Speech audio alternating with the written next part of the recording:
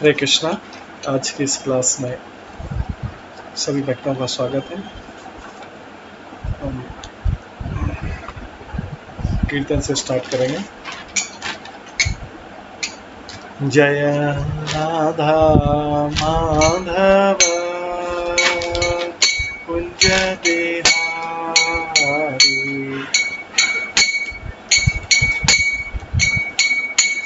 जय गोपीजन वल्लभ गिरिवरधारी।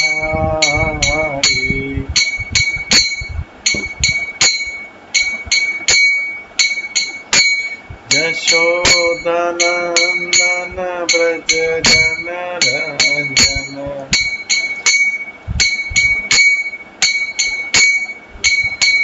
यमुना तीरा वनचारी।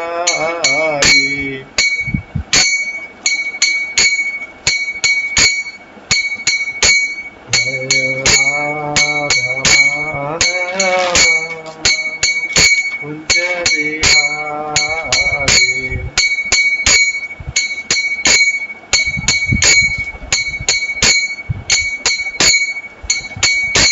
हरे कृष्णा कृष्णा कृष्णा हरे हरे, हरे राम राम राम हरे हरे। हरे कृष्णा कृष्णा कृष्णा हरे हरे, हरे राम राम राम हरे हरे।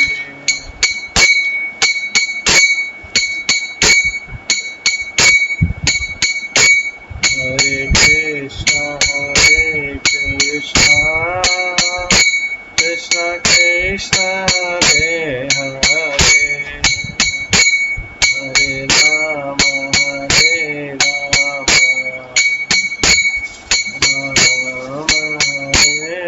हरे।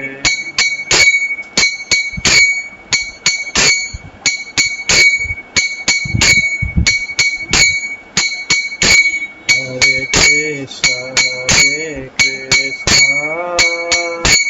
कृष्णा हरे हरे, हरे राम राम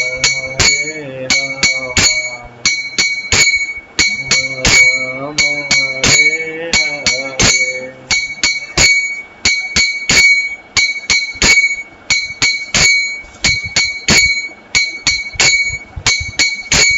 हरे कृष्णा कृष्णा हरे हरे, हरे राम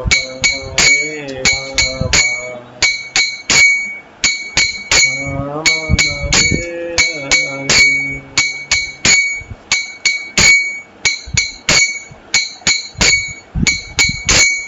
हरे कृष्णा कृष्णा हरे हरे, हरे राम राम हरे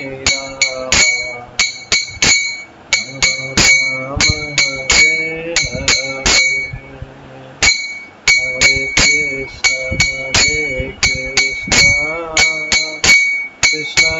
हरे कृष्णा कृष्णा हरे हरे, हरे राम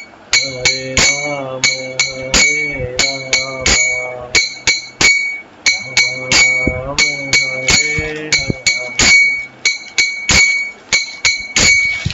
हरे।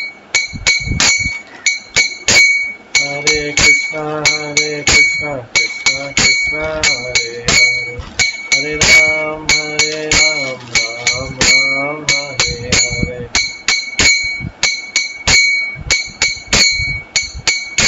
हरे कृष्णा कृष्णा हरे हरे, हरे राम राम हरे हरे। जय राधा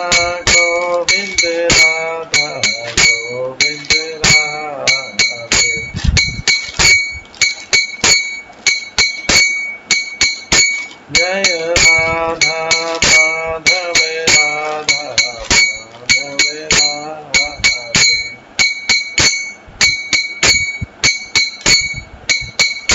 जय गौरा निताय जय गौरा निताय गौरा निताय जय गौरा निताय।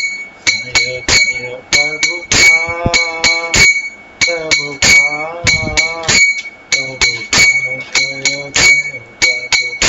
निताय गौर हरि बोल हरि बोल हरि बोल निताय गौर हरि। श्री श्री राधा गोविंद देव की जय। श्री जगन्नाथ बलदेव सुभद्रा महारानी की जय। श्री गौर निताय की जय। श्री प्रभुपाद की जय।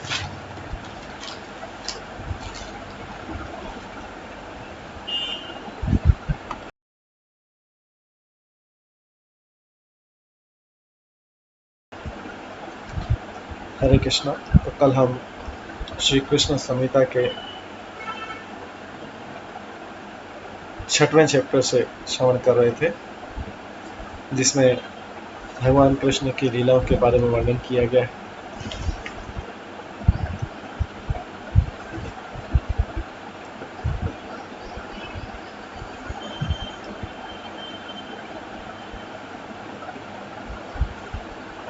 कल हमने 5वें श्लोक तक श्रवण किया था। आज हम 6वें श्लोक से श्रवण करेंगे।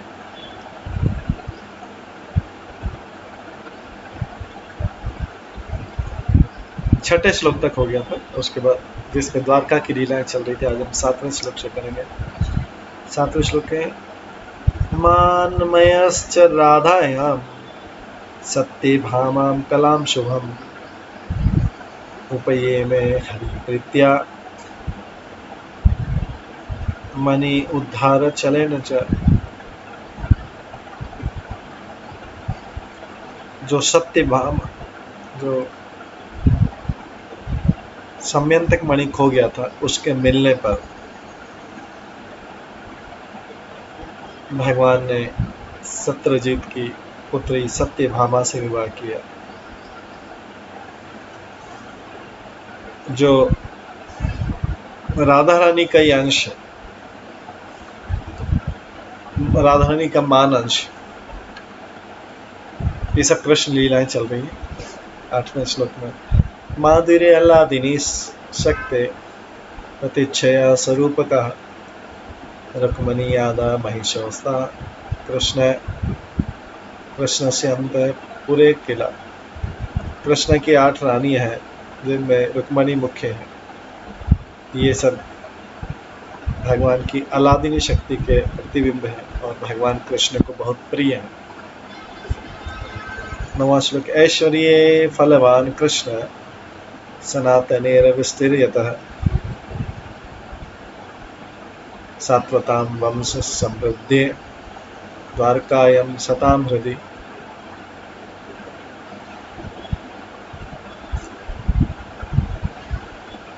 भगवान के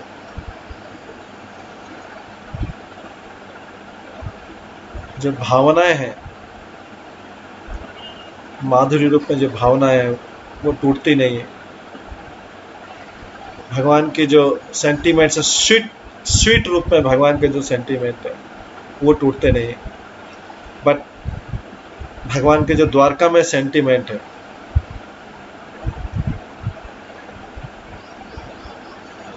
भगवान के जो द्वारका में सेंटीमेंट है, वो भगवान के ऐश्वर्य शक्ति के सेंटीमेंट्स, क्योंकि उन सेंटीमेंट्स को उनके कई पुत्र और पौत्र जो है विस्तार करते हैं। तो भगवान के जो वृंदावन में सेंटीमेंट है, माधुर्य रूप में सेंटीमेंट है, और भगवान के जो द्वारका में ऐश्वर्य वाला सेंटीमेंट है, भावना है, उसमें अंतर है।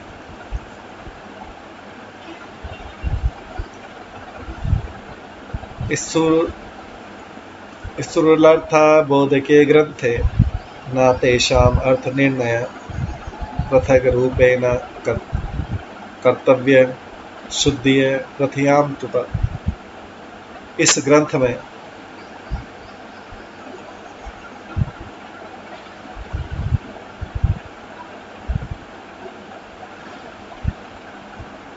इस चीज को एक्सप्लेन करना समझाना बहुत कठिन है कि भगवान के सन और ग्रैंड सन कौन थे।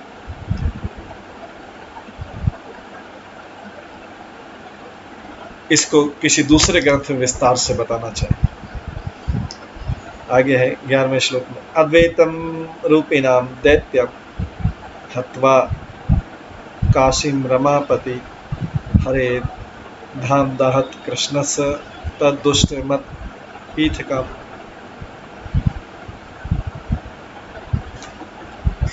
फिर भगवान की फिर जो है भक्तिविनोद ठाकुर बता रहे हैं, भगवान से एकात्म होना, जो ये असुरिक दर्शन है, एक काशी में उत्पन्न हुआ था जो शिव का धाम है। ये सब वही लीला बता रहे हैं, द्वारका लीला संबंधित है। वहां पे एक व्यक्ति था जो अपने आप को वासुदेव बोलने लग गया। कृष्ण का नाम ही वासुदेव, उसने भी अपने आप को नाम वासुदेव बोल दिया और वहां पे आसुरिक सिद्धांत को फैला रहा था। और जब भगवान को पता लगा उसने, और उस वासुदेव ने, नकली वासुदेव ने असली वासुदेव भगवान कृष्ण को चैलेंज किया, तो भगवान ने उसको काशी में ही मार दिया और पूरी काशी को जला दिया, जो इस प्रकार आसुरिक प्रवृत्ति की सिद्धांत को बताती। उसके बाद भगवान ने अगली लीला की, भौमा बुद्धिमयम भौमन हत्वा स गरुदासन उद्धर्थे रामानि वृंदम उपये में प्रिय सत्यम। नरकासुर, जिसको भौमासुर भी बोलते हैं,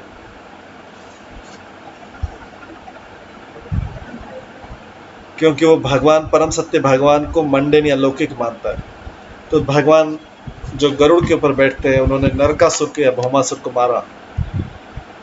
और वहां पे जो उसने राजकुमारियों को बंदी बना रखा था, उनको उद्धार किया, उनको क्वीन अपनी रानियों के रूप में स्वीकार किया। उन्होंने सबके साथ विवाह किया 16,100 के साथ।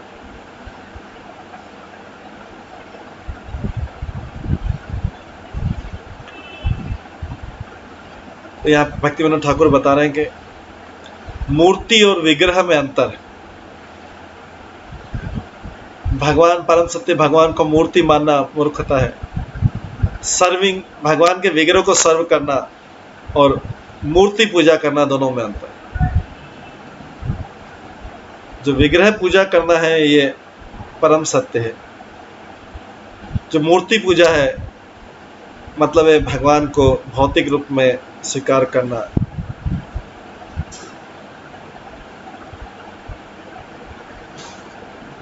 आगे बोला गया है, घाता यत्वा जरासंधम भीमेन धर्म भ्रातरान अमोचयत भूमि पालन कर्म पाश्यस बंधत।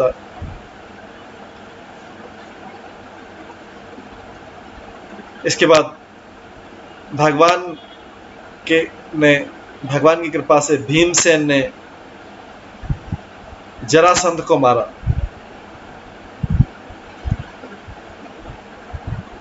और इस प्रकार से जरासंध के कब्जे से कई राजाओं को मुक्त किया। ये 13वें श्लोक में था। इसके बाद 14वें श्लोक में, यज्ञे च धर्म पुत्रस्य लब्ध्वा पूजम अशेषतः चक्रता शिशुपालस्य शिर समद्वेष्टुर आत्मनः।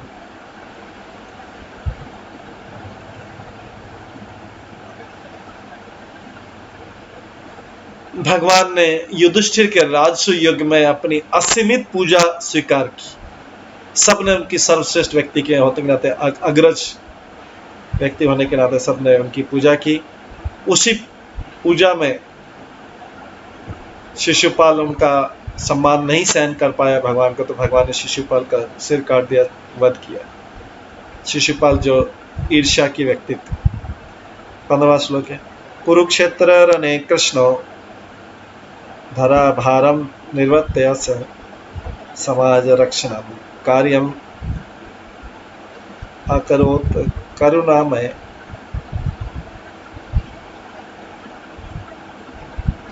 इसके बाद भगवान ने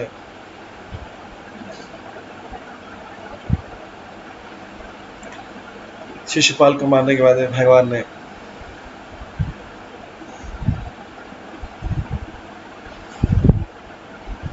धर्म की रक्षा करने के लिए, अधर्म के विनाश करने के लिए भगवान ने इस संसार से बर्डन हटाने के लिए महाभारत का युद्ध करवाया कुरुक्षेत्र में।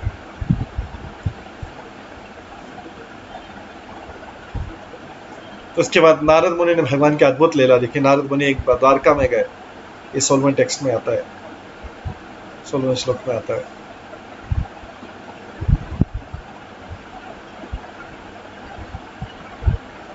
सर्वासाम महिषिन्नानां सर्वासाम महिषिनानां प्रतिसद्मा हरिमुनि दृष्ट्वा च नारदो गच्छात् विस्मयं तत्र निर्णय।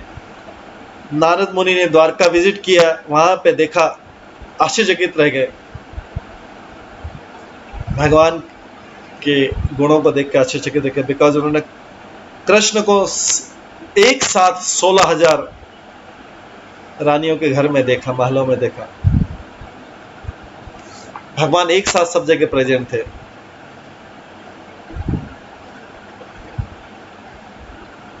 और हर जगह प्रेजेंट है, सबके हृदय में भी हैं और अलग अलग लीलाएं भी कर रहे हैं।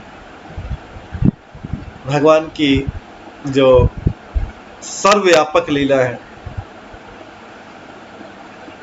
ये सर्वव्यापक गुण है भगवान का। ये भगवान के बहुत सारे गुणों में से एक बहुत छोटा गुण है।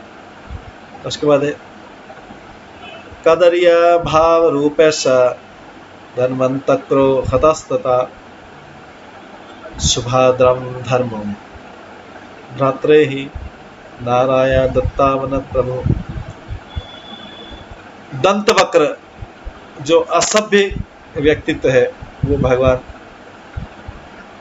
के द्वारा मारा गया। इसके बाद भगवान ने अपनी सिस्टर सुभद्रा की मैरिज अर्जुन से करवाई।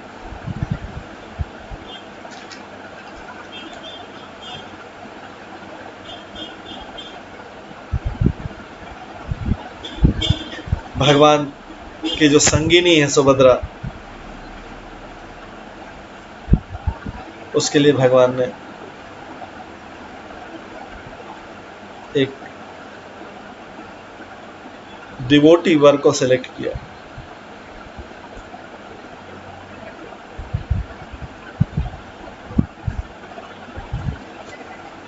इसके बाद आगे 18वें श्लोक में साल्वा मायाम नाशित्वा रक्षा द्वारकं पुरीं नगन्तु कर्कलास्तत्वात् कर्म पाशद अमोचे। भगवान ने शालू को मार के द्वारका की रक्षा की। शालू के पास बहुत सारी मिस्टिक पावर थी। उसके बाद राजा नृग जो है, अपने बुरे कर्मों के कारण लेजार्ड के रूप में, एक छिपकली के रूप में कुएं में दुख पा रहे थे, उनको भगवान ने कृपा करके उद्धार किया।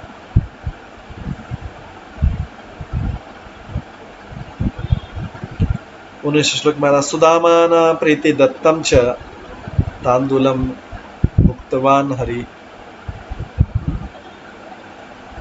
पाशनंदान पदेतेना निष्ठेन न तथा सुखी।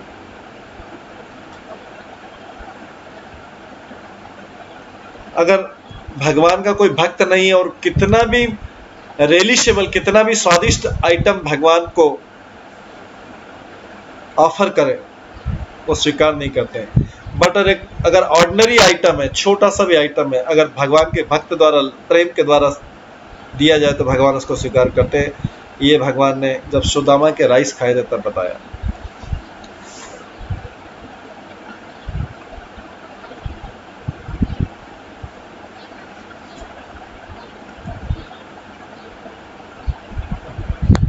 इसके बाद आगे बोला गया है बलो अपि शुद्ध जीवो यम कृष्ण प्रेम वसम गतः अवदैद द्विदम माधुम निरीश्वर प्रमोदकम। जो मंकी द्विद था, जो त्रेता युग से चला था, द्विद मंकी, द्विविध बंदर जो ईश्वर विहीनता का प्रतीक है, वो उसको बलदेव ने मार दिया, वध किया। वो बलदेव जो सारे जीवों को आनंद प्रदान करते हैं। 21वें श्लोक में आता है, शोषमीं निर्मिते धामनि हृदगते रोहिणी सुतः गोपी भीर भुआ रूपा भी रेमे बृहत मनंतरे। ब्रज के वन में जो भगवान की संबित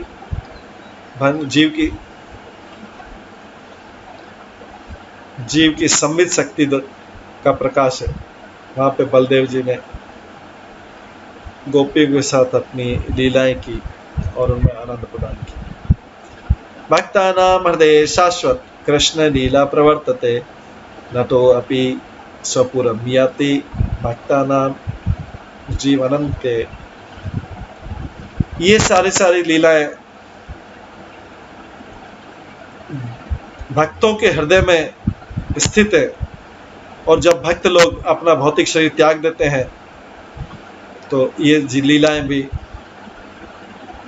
अप्रकट हो जाती है। जैसे एक एक्टर है जो जब स्टेज छोड़ देता है तो सारा नाटक खत्म हो जाता है। उसके बाद भगवान की अगली लीला क्या हुई, कृष्ण इच्छा काल रूपा सा यादवम भाव रूपकम निवर्तया रंगतः साध्वी द्वारकम प्लावयत तदा। कृष्ण की इच्छा जो काल के रूप में दिखाई देती है,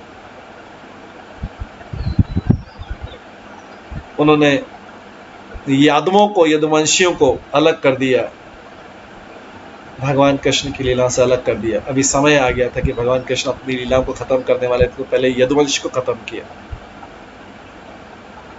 और पूरे द्वारका को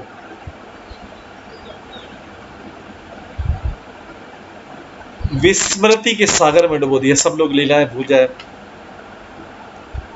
भगवान की इच्छाएं हमेशा शुद्ध रहती है और उसमें कोई अमंगल नहीं होता। तो द्वारका में जो अमंगल दिखाई दिया वास्तव में भगवान की इच्छा से था कि सारा यदुवंश नष्ट हो गया। भगवान अपने भक्तों को वैकुंठ में ट्रांसफर करने के लिए उनको अपने भौतिक शरीरों से अलग कर देते हैं।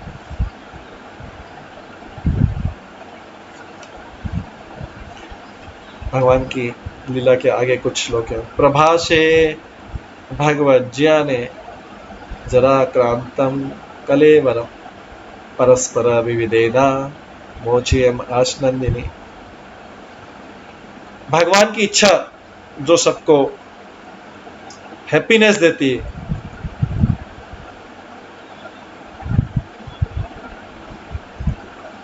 उन्होंने कृपा की डिवोटी के ऊपर,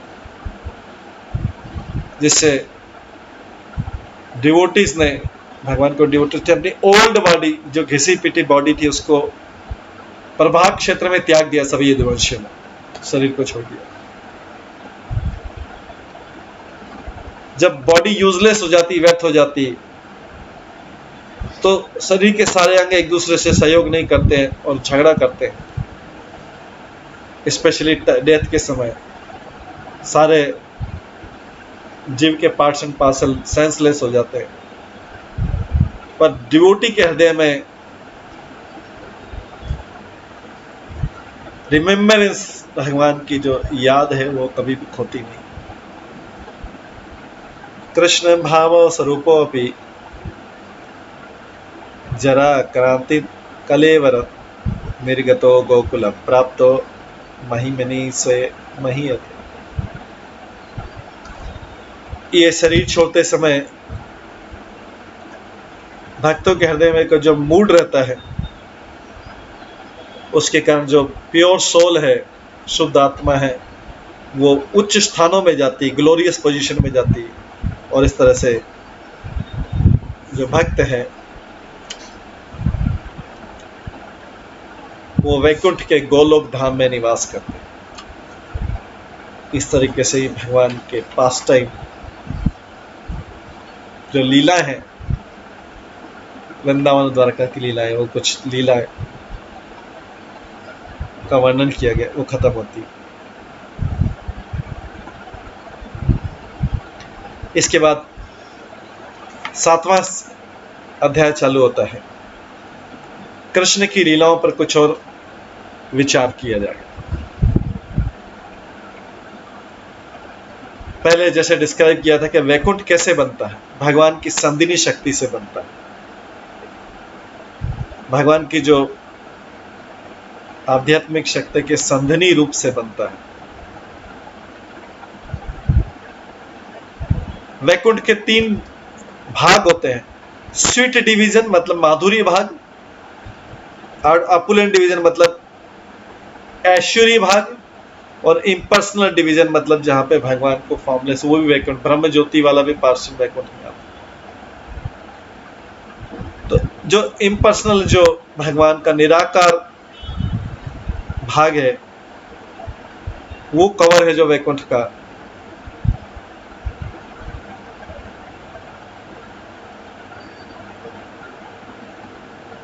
वो सबसे बाहरी कवर है।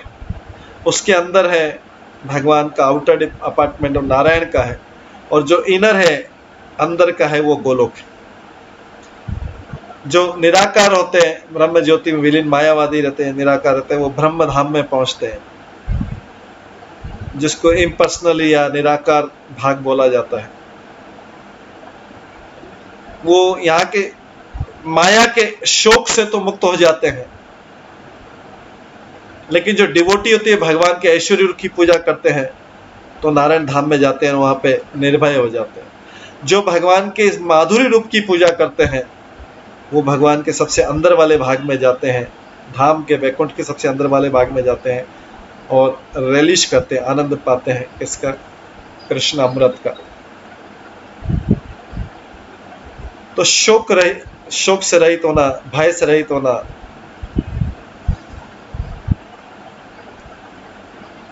और नेक्टर, ये वैकुंठ में 3 जगह है। जब सुप्रीम लॉर्ड पूर्ण पुरुषोत्तम भगवान अपना ऐश्वर्य दिखाते तो विभू कहलाते, और ये भौतिक जगत उनके ऐश्वर्य का 1/4 है।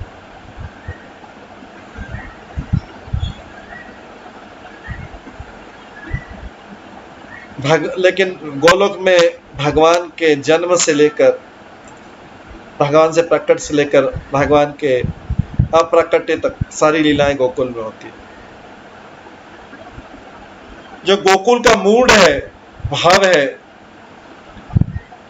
वो बद्ध जीव के हृदय में होता है, जहां पे भगवान कृष्ण के पास टाइम हमेशा चलते रहते हैं। इस प्रकार से डिवोटी की योग्यता में एक विशेष समय पे कृष्ण जन्म लेते हैं किसी डिवोटी के हृदय में, दूसरे डिवोटी के हृदय में गोपी के वस्त्र हरण करते हैं, किसी तीसरी डिवोटी के हृदय में रास डांस करते हैं, चौथे डिवोटी के हृदय में पूतना को वध करते हैं, 5वें में कंस को वध करते हैं, 6ठे में कुब्जा के साथ उनका संबंध होता है। किसी डिवोटी के हृदय में वो अप्रकट होते हैं, जो शरीर छोड़ जाता है। ऐसे असंख्य जीव हैं और असंख्य लोग हैं। एक लोक में अगर एक प्रकार का पास टाइम हो रहा है, तो दूसरे लोक में दूसरे प्रकार का पास टाइम होता है। इस प्रकार हर पास टाइम या हर लीला हमेशा चलती रहती है। इसलिए भगवान के सारे पास टाइम नित्य हैं, उसमें कोई ब्रेक नहीं है, क्योंकि भगवान की एनर्जी हमेशा एक्टिव है, कभी भगवान की लीलाओं में कोई ब्रेक नहीं। और ये सारे जो भगवान के पास टाइम है आध्यात्मिक है, इसमें कोई मटेरियल कंटामिनेशन नहीं। हालांकि माया के प्रभाव से ये लीलाएं प्रतिबिंब दिखती, बट ये सारी लीलाएं वास्तव में गोपनीय है और स्पिरिचुअल।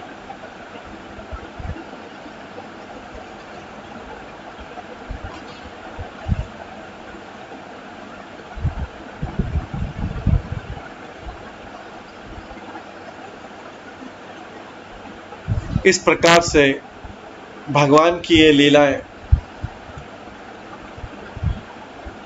बिना ब्रेक के चलती रहती। दूसरे श्लोक में आता है, जीवे संबंधिके सेयम देश काला विचारतः प्रवर्तते द्विविधा सापि पात्र भेद कर्मादिथा।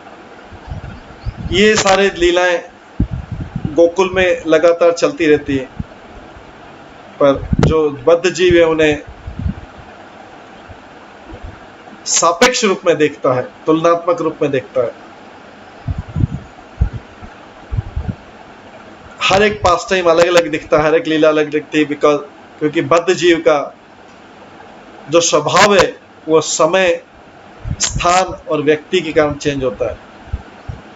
भगवान के पास टाइम जो लीलाएं कभी दूषित नहीं होती है, पर व्यक्ति के, हर जीव के हृदय में जो प्रदूषण है उसके कारण अलग अलग दिखाई देती है।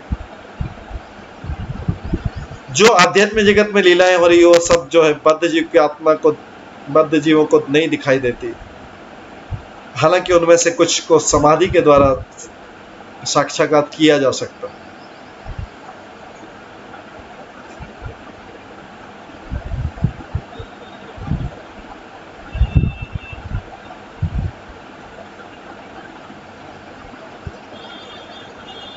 कनिष्ठ अधिकारी को ये सारे एग्जाम्पल जो है भगवान की लीलाओं के, वो पूर्ण श्रद्धा के साथ देखेगा तभी समझ में आएगा, और उसके आगे बढ़ने की और कोई संभावना नहीं अगर पूर्ण श्रद्धा नहीं। पर जो उत्तम अधिकारी है उसको ये सारी लीलाएं का, सारी लीलाओं का साक्षात्कार होता है। जब बद्ध जीव भौतिक आसक्ति से मुक्त हो जाता है तो भगवान की ये लीलाओं को वास्तविक रूप में देख सकता है। इस प्रकार से भगवान की ये लीलाएं, इस 7वें अध्याय में लीलाओं पर विचार किया जा रहा है। और भी कुछ लीला हैं जिन पे विचार किया जा रहा है। आज थोड़ा हमारी सेवा के कारण हम इसको, क्लास को यहीं पे एंड करेंगे, और बाकी के श्लोक जो हैं वो कल की क्लास में हम श्रवण करेंगे। ठीक है। हरे कृष्णा। सभी भक्तों का बहुत बहुत धन्यवाद। सभी भक्तों के हमें एक बार हरे कृष्ण महामंत्र का जप करते हैं। हरे कृष्णा कृष्णा कृष्णा हरे हरे, हरे राम राम राम हरे हरे कृष्ण। सभी भक्तों का बहुत बहुत धन्यवाद। आज थोड़ा हम जल्दी करें, क्लास करें, कुछ सेवा बाकी के कल की क्लास में करें। हरे कृष्ण।